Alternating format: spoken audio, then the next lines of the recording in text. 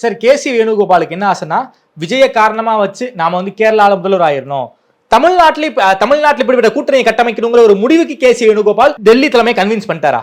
அதாவது கேசி வேணுகோபால் தொடக்கத்தில் இருந்து விஜயுடன் கூட்டணி போக வேண்டும் என்று சொல்லிக் கொண்டிருக்கிறார் என்பது ஊரறிந்த உண்மை. ஆமா ஆமா, தான் முதலமைச்சர் ஆவதற்கு தான் செய்கிறார் என்று சொல்வது இட்டு கட்டப்பட்ட ஒரு செய்தி.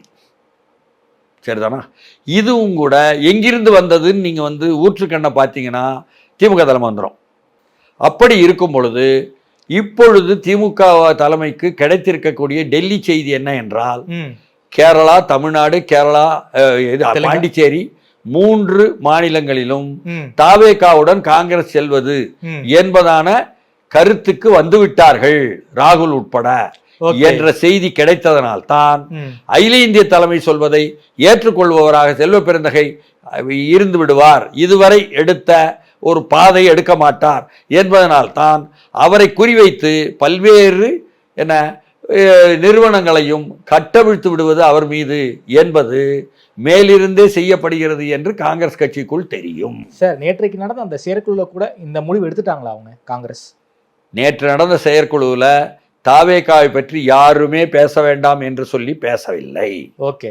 நேற்று நடந்த செயற்குழுவில் இருக்கக்கூடிய கூட்டணியில் இருந்து விலக வேண்டும் என்று யாருமே பேசவில்லை. சரி.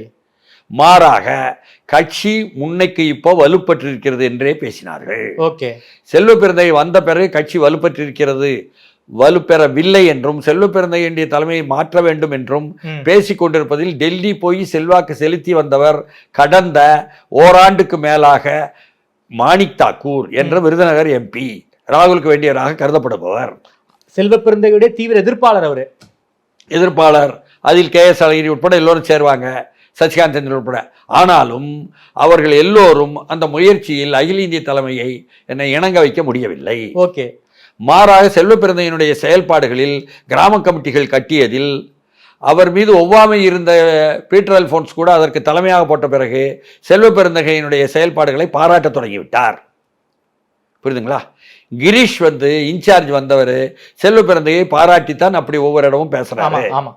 ஆரம்பத்தில் அப்படி எண்ணம் உள்ளவர் அல்ல. சரிதானா?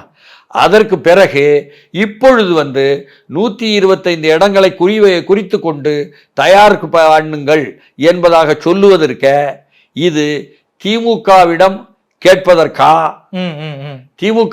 கேட்பதற்கு என்பது போல தோற்றமளித்தால் இருக்கட்டும், ஆனால் திமுக விட்டு விலகி வருவதற்கா என்பது நாளைக்கு தான் உங்களுக்கு தெரியும். ஓகே.